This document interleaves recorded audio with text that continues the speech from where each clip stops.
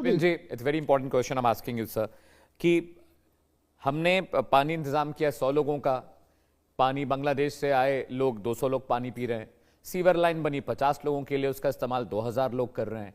अब जब सरकार पैसा आवंटित करती है, सरकार योजनाओं को क्रियान्वित करती है, तो वहां की डेमोग्राफी और पॉपुलेशन के हिसाब से करती है।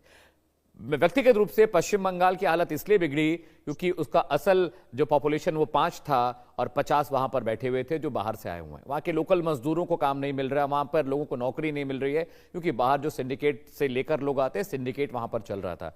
इज इट गुड और बैड कि अगर आने वाले वक्त में चीजें अगर अच्छी हो जाएंगी तो मुझे लगता है यूपी, छत्तीसगढ़, एमपी जैसा पश्चिम बंगाल भी हो जाएगा 5-7 सालों में। मुझे लगता है मेहनत तो करनी पड़ेगी लेकिन सुधर जाएगा बंगाल। विपिन जी। नहीं, देखिए, जहां तक मैं आपका सवाल समझाऊं, निश्चित बात है कि जैसे हम अंग्रेजी में बोलते हैं reforms are the need of the day.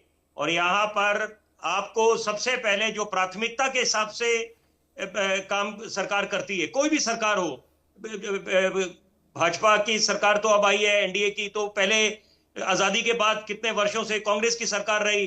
तो यहां पर देखिए, प्राथमिकता देनी चाहिए राष्ट्रीय सुरक्षा को। जितने आपके सेंसिटिव स्टेट्स हैं, जो बॉर्डर जहां पर सेंसिटिव है, तो यहां पर जरूरी बात है कि संसाधन जब एक सीमित होते हैं, मैं एक उदाहरण के तौर पे बोलूंगा, अंग्रेजी अखबारों के साथ जुड़ा रहा हूं और सिविक अफेयर्स पे काफी लिखा है मैंने।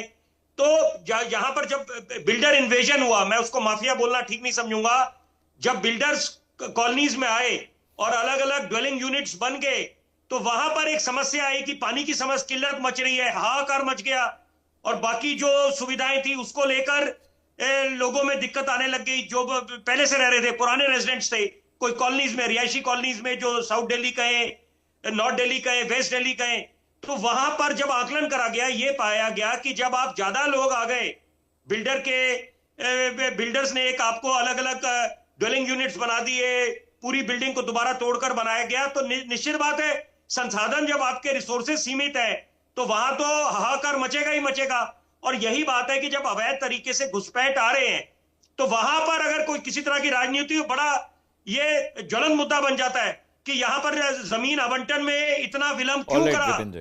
और दूसरी बात, जब आप बात बोलते हैं कि यहां पर हम लोग सब देश प्रेमी है, निश्चित बात है, किसी ने सवाल किसी के देश प्रेमी होने पे नहीं पूछा, लेकिन